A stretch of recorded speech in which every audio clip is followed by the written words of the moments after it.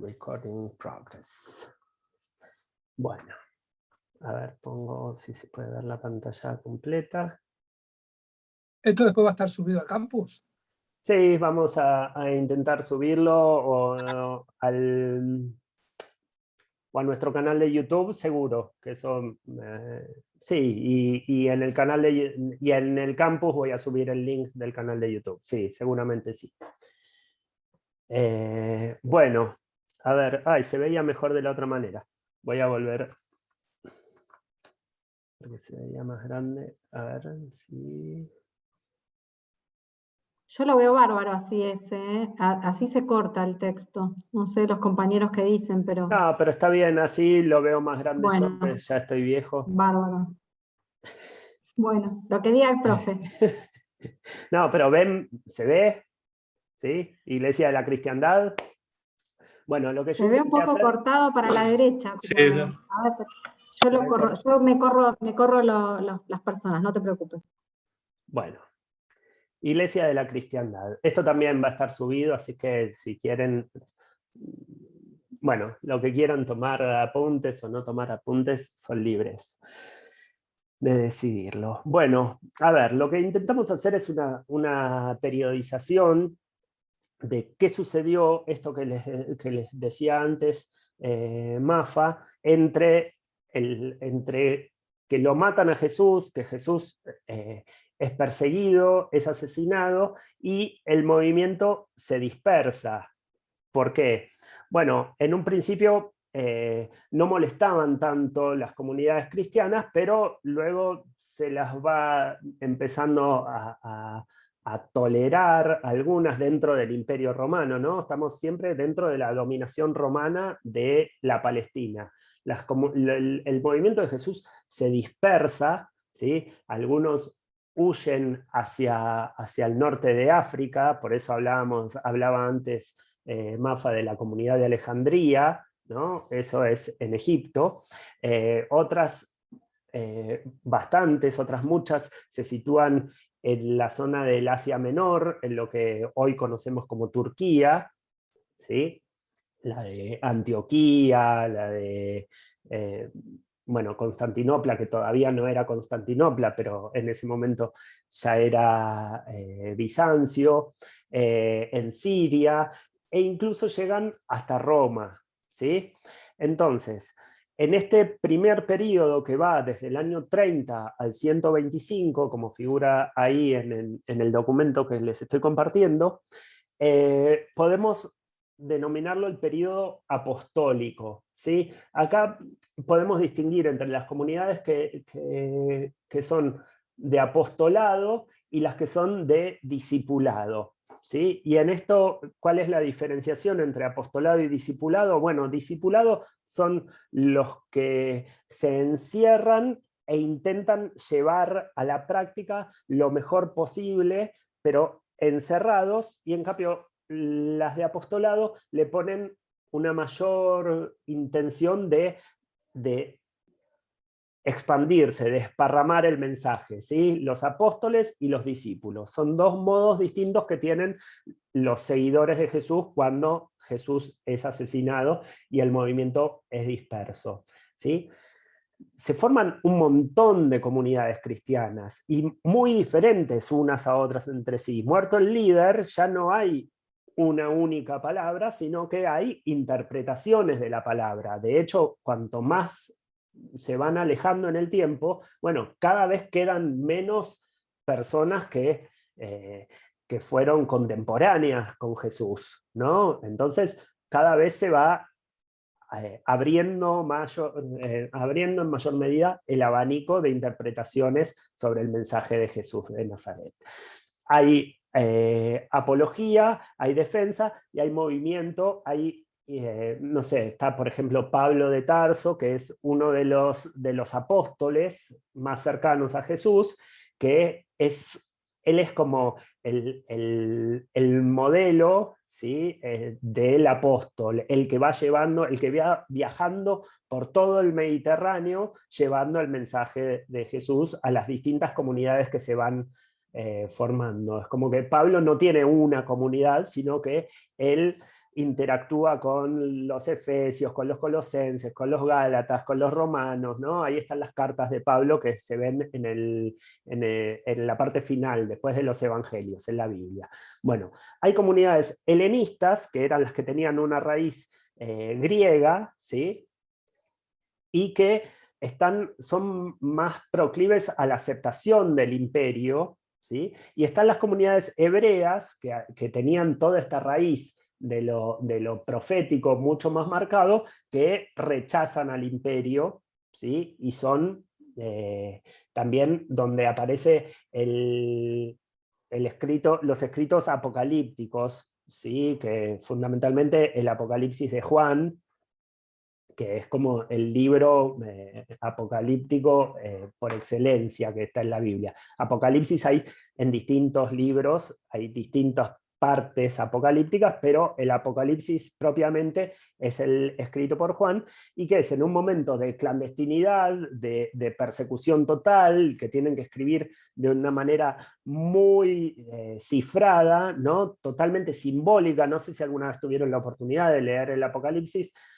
Si tienen ganas, háganlo, está bueno, es totalmente simbólico. Uno habla de bestias, de monstruos marinos, de los jinetes, de que el tiempo ha llegado, el final de los días, el día del juicio. Es una etapa de crisis total cuando se escribe el Apocalipsis, ¿no? Bueno, como les decía antes, en un principio el imperio acepta a las comunidades cristianas, pero finalmente las empieza a considerar subversivas. El imperio no distinguía al principio mucho a los judíos de los cristianos, ¿no? Entonces, así, ustedes recuerdan que Nerón empieza las persecuciones en el año 64, destruyen el templo, el templo máximo de Jerusalén, que es lo que hoy queda una parte en ruinas, que es el Muro de los Lamentos, ¿sí? Eso es destruido en el año 64 por Nerón. Y luego Domiciano, otro emperador romano, empieza otra persecución en el año 96 de nuestra era.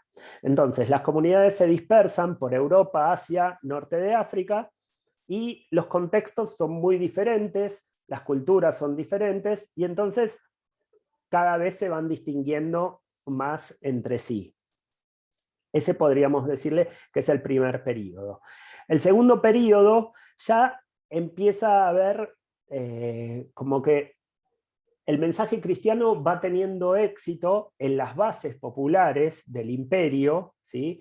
Porque sigue representando a minorías oprimidas que cada vez se van transformando en mayorías, ¿sí?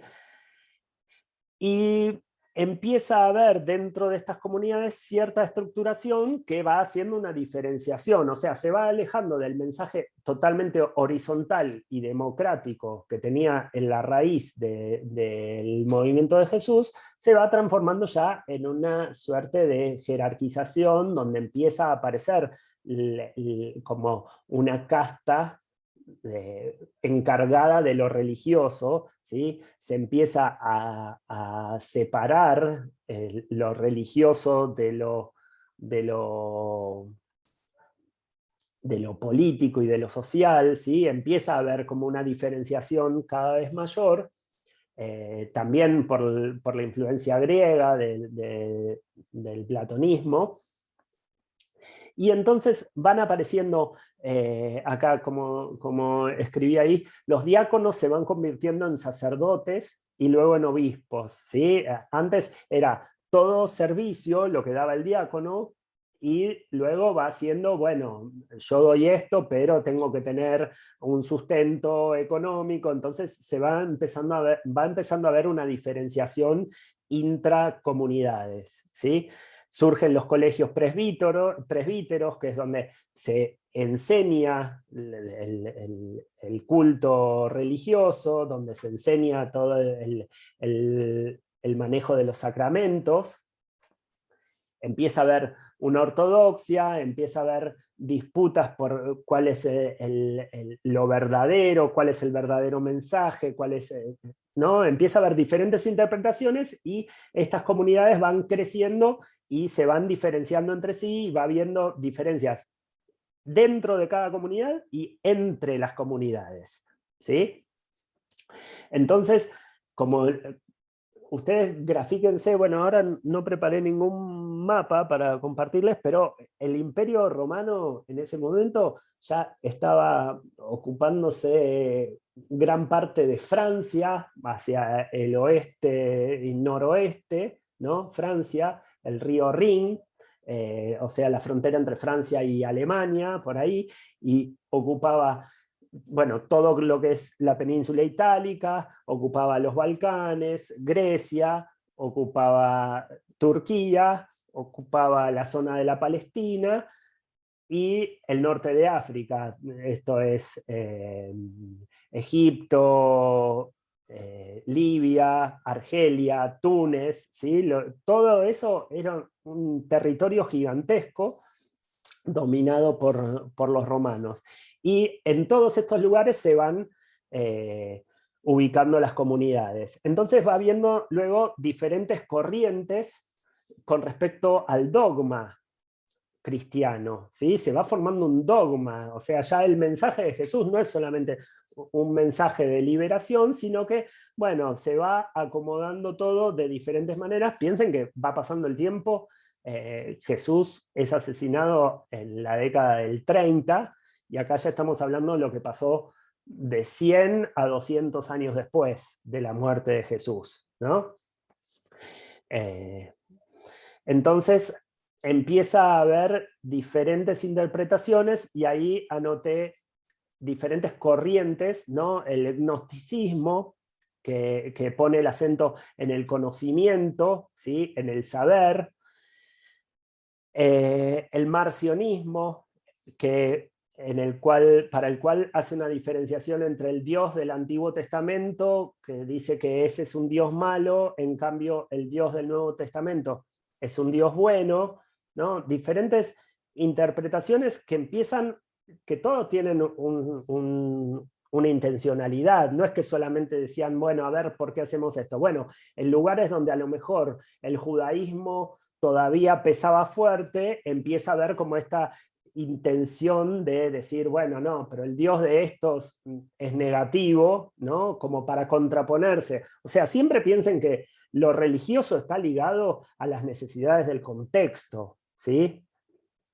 O sea, en pueblos en el, no sé, piensen en pueblos en el desierto, que a lo mejor la salvación viene por el diluvio, ¿no? Y pueblos en pueblos selváticos, que a lo mejor su salvación viene por un gran fuego que quema todo. No es caprichoso el por qué estas cosas son así, ¿no? Son necesidades que están relacionadas con el contexto. ¿Sí? La fe se construye también a partir de las necesidades sociopolíticas, geográficas, ¿sí? Bueno, ahí también aparece el montanismo, que es también apocalíptica, radical, ¿no? Y hablan de la proximidad del fin del mundo. Y también hay una persecución, ahí arriba figura la persecución de Decio. Decio es otro emperador romano. Los emperadores romanos duraban muy poco tiempo. El imperio era tan grande, que era muy difícil mantenerlo unido, ¿sí? En un momento se va a fraccionar en dos el imperio, ¿no? Entonces va a tener su capital en Roma y otra capital en Bizancio. Luego se va a subdividir y va a ser en 4. Entonces va a tener una capital en Triers, en Francia, cerca de París, en Francia hoy, ¿no? Lo que es Francia, y otra capital en Antioquía. Entonces, como para mantener todo eso, tenían un montón de ejércitos, y de repente el jefe del ejército, no sé, de Triers, decía, bueno, yo soy el que quiero ocupar el trono máximo, ¿no? Entonces venían todas las intrigas y guerras internas dentro del imperio. Así es por eso que los problemas se van solucionando a través de asesinatos, ¿no? El que se metía para ser emperador sabía que se jugaba a vida o muerte, ¿no? Yo soy el emperador, sí, pero a lo mejor mañana me mata mi hermano porque quiere mi cargo, porque quiere el poder, ¿no? Las intrigas, la realidad supera la ficción. Si uno ve las películas, las series de las monarquías, siempre la realidad supera la ficción. Entonces, era un momento de mucho tumulto, de muchos cambios dentro del imperio. Ahí vemos un tercer periodo del año 250 al año 313, donde el cristianismo crece muchísimo en las bases del imperio y siguen siendo perseguidos algunos. ¿Por qué? Fundamentalmente porque no reconocen a la figura del emperador, sino que dicen que el único señor es el Cristo, ¿no? Entonces eso los hacía totalmente subversivos para el imperio. Entonces había lugares donde se los toleraba más, pero había momentos donde llegaba a un punto de saturación donde se los perseguía y se los obligaba a arrepentirse, y ahí es donde aparecen los mártires, que tienen un papel importante. Los mártires, ¿por qué? Porque muestra que generaba tal pasión el cristianismo, que contagia esa pasión, ¿no? Que había hombres dispuestos a dar su vida sin arrepentirse, o sea, que iban, no sé, sabían que los iban a matar, y iban con la frente bien alta, con orgullo, diciendo: para mí el único señor es el Cristo y no el emperador. Y los mataban, así, uno tras otro, y eso iba generando como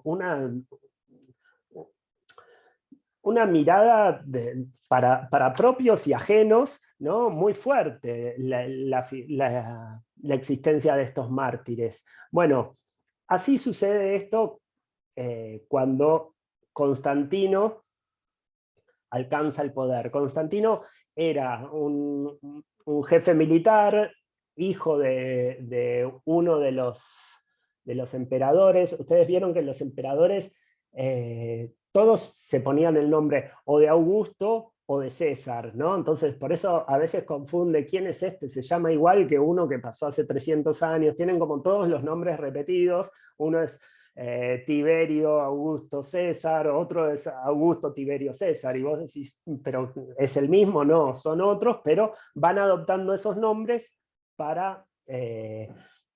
en honor a los primeros dos emperadores, a César y a Augusto.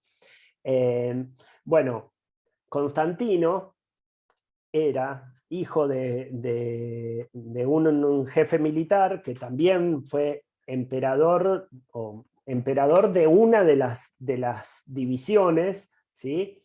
Y cuando él en un momento...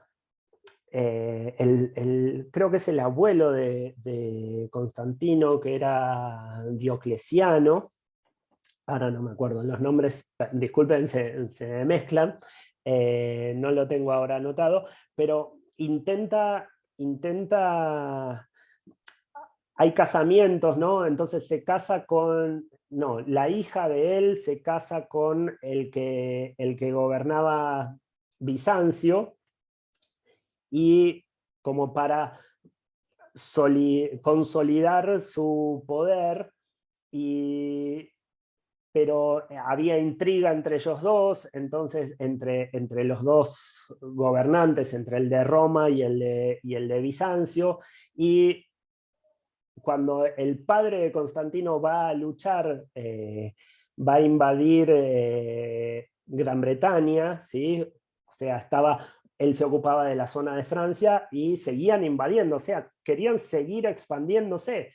cuanto más se expandían, también era más difícil el mantenimiento, porque eran más ejércitos que sostener, eran mayores tributos que cobrar, y eran más fronteras que defender, ¿no? Toda esta expansión, bueno, como el que dice, el que mucho abarca, poco aprieta, bueno, esto pasaba constantemente, el imperio era tan grande que era muy difícil de sostener.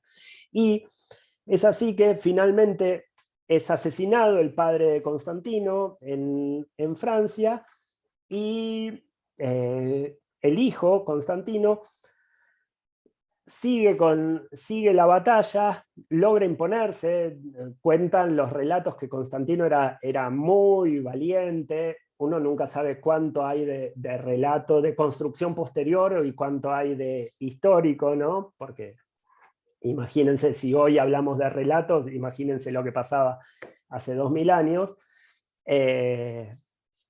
Entonces, Constantino logra imponerse, y sin que sea autorizado ni por el gobernante de Bizancio ni por el gobernante de Roma, él decide marchar él se proclama gobernante de la subdivisión que hay en Francia, de Triers, y decide marchar hacia Roma desafiando los poderes. Bueno, ¿qué hace? Muy, muy, muy inteligente. ¿Qué es lo que hace Constantino? Que es podríamos decir de alguna manera, si Jesús es el padre del cristianismo, Constantino es el padre de la iglesia, ¿no?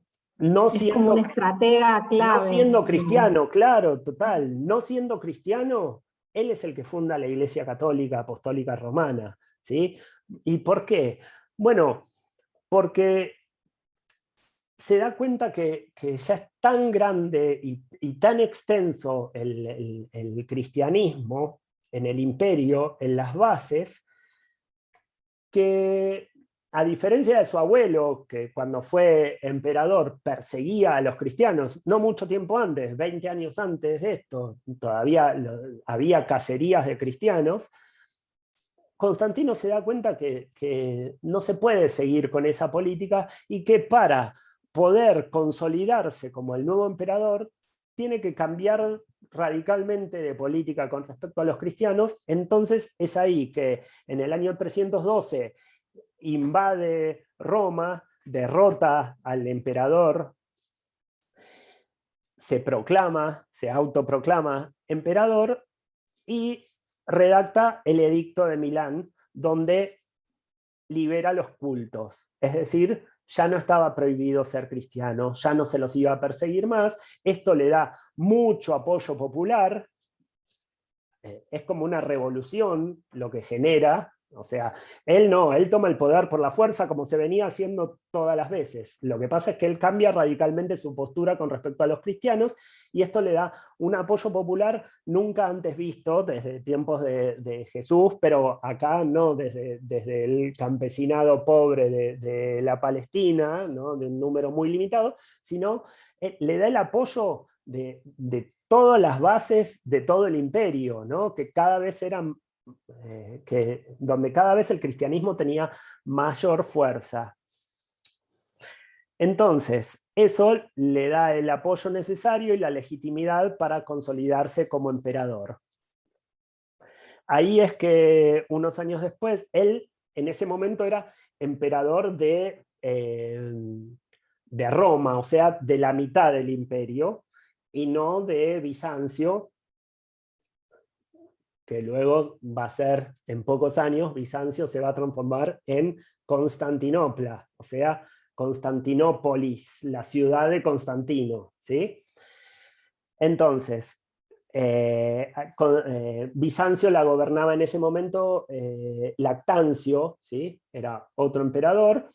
Él pacta con Lactancio, y entre los dos deciden convocar al primer concilio ecuménico, es decir, convocar a todos los obispos de las comunidades, a todos los obispos de las iglesias cristianas, como para, bueno, formalizar la libertad del cristianismo de existencia, y como para decir, bueno, el Imperio Romano a partir de este momento adopta como religión oficial el cristianismo, ¿sí? Ahí se da el concilio de Nicea. Concilio en Nicea, que es ahí Nicea, si no me equivoco. Perdón, en el concilio, en el primer concilio que nombraste, lo que se empieza a dar es que se empieza a decir que se respete al cristianismo como tal, como en la libertad de cultos. Y es en el concilio de Nicea, en el 325, donde se da esto de que pasa a ser la religión oficial del imperio. Lo otro no era un concilio, era un edicto, o sea, un decreto, el edicto de Milán, el del año 313. Acá en el concilio de Nicea, el cristianismo pasa a ser la religión oficial del imperio y se consolida la relación entre la Iglesia y el Estado. Es decir, el emperador ahora es legitimado por el catolicismo, ¿sí? Por el cristianismo, que va a pasar a ser catolicismo a partir de este momento. Esta unión entre el poder político y el poder religioso, ¿sí? Esta unión que va a durar bastante tiempo, aunque después siempre va a haber disputas internas, ¿no? ¿Se acuerdan que nosotros les hablamos siempre de proyecto monárquico sacerdotal y proyecto sacerdotal monárquico, que son lo mismo, pero no son lo mismo? ¿Por qué? Y por ver quién es el que tiene el poder sobre el otro, quién se impone, el emperador o el papa, el emperador o el sumo sacerdote, el rey o el sacerdote, ¿sí? Son aliados en el tema de que hay una opresión, hay una jerarquía, hay una dominación sobre un otro, pero hay disputas internas para ver quién es el que tiene, quién se sobrepone, ¿sí? Bueno, ¿qué es lo importante qué es lo que le interesa también a Constantino sobre el cristianismo? El monoteísmo. Él lo que piensa es, para unificar este imperio, que es tan difícil tenerlo unificado, necesitamos que haya un solo Dios, ¿sí? Por eso también la importancia de este monoteísmo, ¿sí? Entonces, ahí van a venir, bueno, los conflictos dentro del concilio. ¿Por qué? Porque Constantino quería que el poder se centrara en Roma, entonces quería que el poder total de la unificación de la Iglesia y del imperio se centraran en Roma. Entonces el que iba a tener el poder por sobre el resto iba a ser el obispo de Roma, ¿sí? Pero como también estaban muy desarrolladas las iglesias en otros lugares, como les nombraba antes Mafa, en Alejandría, Egipto, en Antioquía, Turquía, en Bizancio, va a haber conflicto con los otros, me equivoqué, puse actualizar, ahora se me va a ir la pantalla que les comparto, pero no importa. No va a pasar eso, porque antes lo estaba mostrando desde el documento tuyo lo mostraba online, este lo tengo en PDF, así que no va a pasar eso. Sí, no va a pasar. Pensé que había hecho lo mismo que antes cuando se dejó de ver tu documento, pero no, ahora no va a suceder. Bueno, a ver, esperen que se suma otro compañero.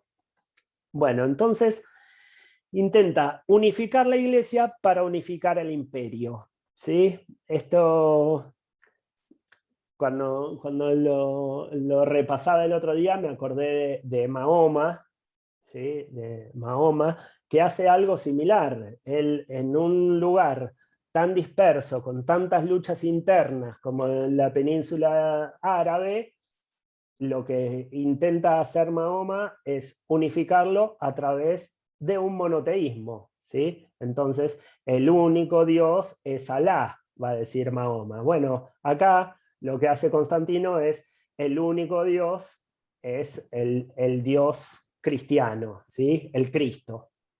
Entonces va a haber esta disputa dentro del concilio. Ahí ven que en la pantalla, no sé si están viendo, que dice posturas en el primer concilio. Entonces figuran los anomeanos arrianos, los homousianos y los monoteístas. Entonces, el conflicto va a ser el siguiente. Algunos van a decir que si Dios creó a su hijo, engendró a su hijo, ¿qué quiere decir? Que en algún momento su hijo no existía. Entonces, si su hijo no existía, Dios es superior a Jesús. Entonces esto va a abrir la posibilidad de que haya dos dioses, o un dios y un casi dios, ¿sí? Y que haya conflictos. Entonces eso no sería una unificación total. Después van a estar los que dicen que son semejantes, que tienen la misma esencia, pero que un poco por encima está Dios, que el Hijo. O sea, son diferencias sutiles, que a su vez son diferencias sutiles, pero estaban defendidas por los obispos de los otros lugares importantes, ¿no? Unos eran los de Alejandría, otros los de Antioquía, y va a terminar imponiéndose el monoteísmo total, es decir, los que sostienen que si bien Dios en un momento engendra a su hijo para enviarlo a la tierra, este hijo ya existía en algún lugar, comparte la sustancia y comparte la esencia, ¿sí? Y esto es lo que es la doctrina de Eusebio de Cesarea, que en realidad era tomada de otro pensador que era Orígenes, ¿sí? Entonces, esto es lo que logran imponer en este concilio. Después, con respecto al Espíritu Santo, la Santísima Trinidad recién va a quedar firme en el concilio siguiente, que fue el concilio de Constantinopla, que fue en el año 381. Acá lo puse, pero en realidad es un poco posterior, el tema de la Santísima Trinidad equilibrada, o sea, los tres son lo mismo, la Trinidad es parte de lo mismo, ¿sí? Pero la doctrina esa que antes se las nombró Mafa es un Dios, una iglesia, un imperio.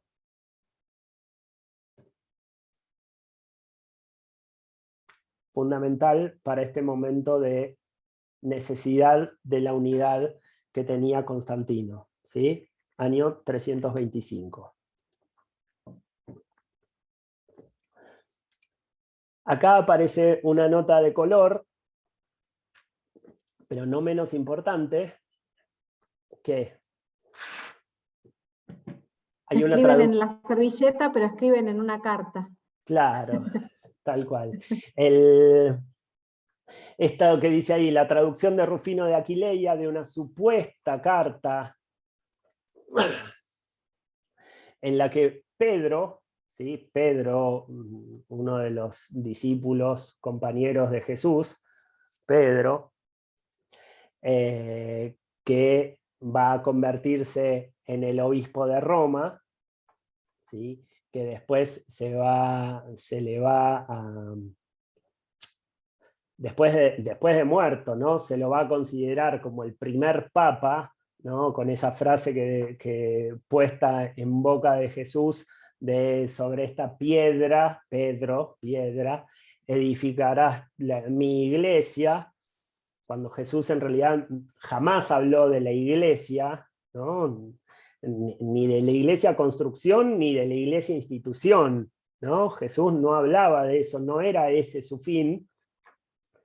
Pero bueno, eso es lo que sustenta la existencia o legitima la existencia del papado, la existencia del Vaticano, que tan alejado está del mensaje y de las intenciones de Jesús, del movimiento de Jesús. Bueno, acá lo que aparece en este momento de disputa de poder entre Roma, Alejandría, Antioquía, Bizancio, es una carta en la que Pedro traspasa todo el poder de Roma al Papa Clemente.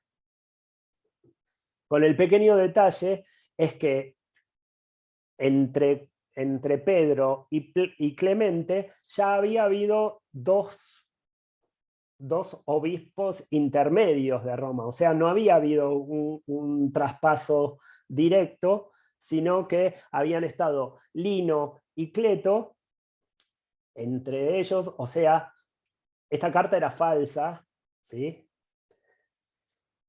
Pero en el momento hicieron como una salvedad, una trampa, diciendo que en realidad esos dos, Lino y Cleto, solamente habían tenido poder sacramental, pero no poder jurídico, es decir, no eran verdaderos obispos, sino que eran la autoridad máxima, nada, toda una tramoya para justificar que la genealogía del poder había pasado hacia Clemente, es decir, hacia el obispo de Roma, ¿sí? que todo el poder seguía concentrado en Roma, entonces Roma iba a seguir con el derecho de detentar el poder absoluto de la Iglesia por sobre Alejandría, Constantinopla, que le disputaban el poder. De hecho, Constantino los expulsa a los obispos que no estaban de acuerdo con la superioridad de Roma, los expulsan del concilio. Bueno, ahí, como escribo, en el siglo XVI se demostró que la carta era falsa, tardó un tiempo, piensen que esto estamos hablando del siglo IV al siglo XVI, se demostró que la carta era falsa, pero ya no importaba, porque Roma ya era Roma desde hacía 1200 años, o sea, era solo anecdótico, todo basado sobre una mentira, pero ya era anecdótico porque Roma ya había, el Vaticano está en Roma y no en Alejandría o en Constantinopla o en Antioquía. En el año 380, a ver cómo estamos en tiempo, bueno, en un minuto se nos corta de nuevo, qué largo que es esto, ¿eh? ¿Cómo habla Ezequiel?